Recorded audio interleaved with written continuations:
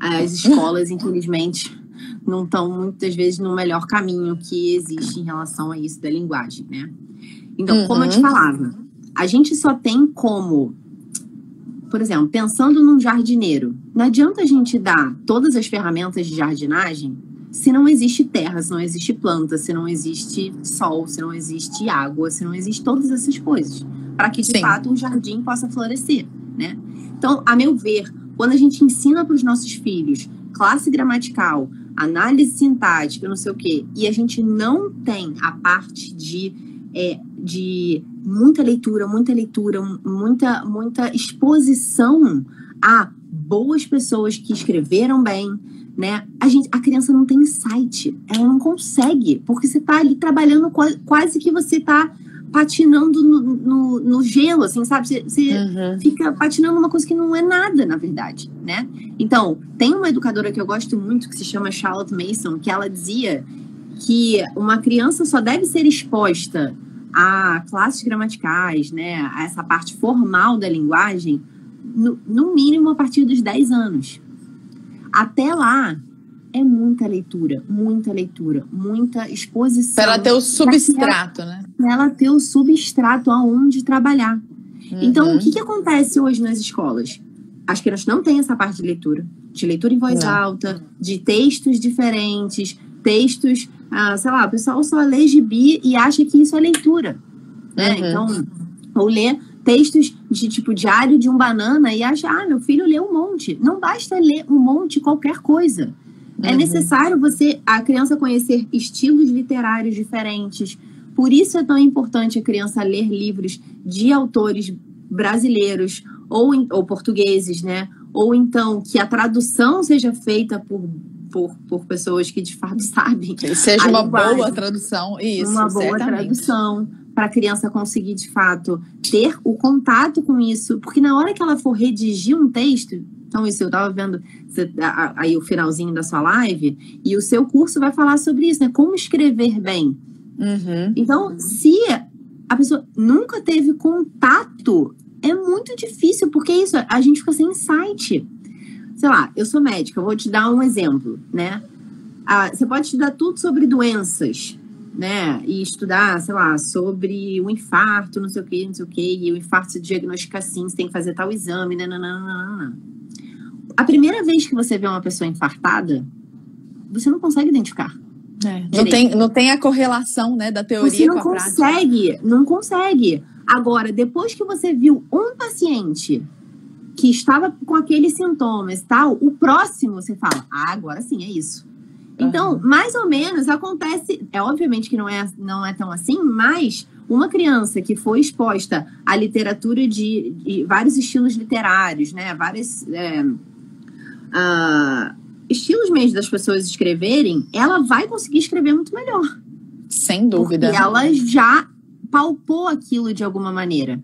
E, obviamente, no início aquilo a criança patina um pouco, assim como a gente, e escreve tudo engraçado. No início fica até meio caricato, assim. Eu te mandei até um textinho do Augusto agora. Bonitinho. Assim, você vê que ele tá tentando falar de maneira mais rebuscada, que ele tá tentando ali encontrar as coisas e tal. Mas isso faz parte do processo, né? Não vai já sair escrevendo super bem. Mas o que acontece com as escolas... exatamente. Mas o que acontece com as escolas isso. Não tem esse estímulo à boa leitura, né? E, além disso, os textos que são trabalhados são textos muito bobos. Muito, muito ruins, né? Então, muito disso é dessa visão de que a criança tem que trabalhar a partir da sua realidade, né? Essa visão de Paulo Freire, não sei o quê, da sua realidade. Não pode tirar a criança dali. E a educação, como você bem falou, educar, né? Distrair o que tem dali. Então, você não pode manter a criança naquilo. Você tem que estar sempre um nível um pouquinho mais acima, né? Do que ela tá. Então, mas vai ser muito difícil, ela vai deixar pra lá, não sei o quê. Depende de como você mostrar aquilo. Né? Então, por exemplo, eu aprendi português de uma maneira muito ruim na escola, né? Hoje em dia, Mesmo? eu tenho... nossa, menina. Eu não gostava do meu professor de português, tinha essas coisas, né? Mas, depois que eu comecei a estudar português e eu comecei a estudar por causa dos meninos, falei, gente, isso aqui é um encanto. É um encanto. E você saber escrever é maravilhoso. E o tanto que é útil. Você fala, meu Deus, eu tenho todas as ferramentas de que eu preciso para, uma vez tendo formulado um raciocínio, exprimir esse raciocínio para as outras pessoas. Mas eu estou munido das ferramentas adequadas, né? Não, quando a gente se encontrou, a gente falou isso, né? Eu acho que muitos casamentos, muitas relações se desfazem por falta de entendimento e para a pessoa não conseguir se expressar. Então, sei lá, o seu curso que você está ensinando a como escrever bem, enfim, um anúncio, uma copy, não sei o quê, a pessoa ela vai pegar aquele conhecimento sem dúvida e passar para a vida dela, porque é impossível que ela não faça. Porque quanto melhor você sabe falar, melhor você sabe escrever. Quanto melhor você sabe escrever, melhor você sabe falar. Perfeito. Então, de fato, exatamente você vai aprender a escrever, você vai saber falar melhor. E assim você vai conseguir fazer uma boa entrevista de emprego, você vai conseguir se colocar melhor, colocar suas ideias, fazer com que as pessoas entendam o que você está falando, né? Conversar com seus filhos de um jeito melhor. Conversar com seus filhos de um jeito melhor. Porque é engraçado, assim, porque eu passei por esse processo. Você começa a pensar nas coisas que você está falando e ver que se você fizer desse jeito, não vai ter sentido o que você está falando. Não vai ter sentido, a pessoa não vai entender. Ou vai ter um sentido dúbio, né? E às vezes você está querendo passar aquilo de uma determinada maneira e a pessoa entende de uma maneira completamente diferente.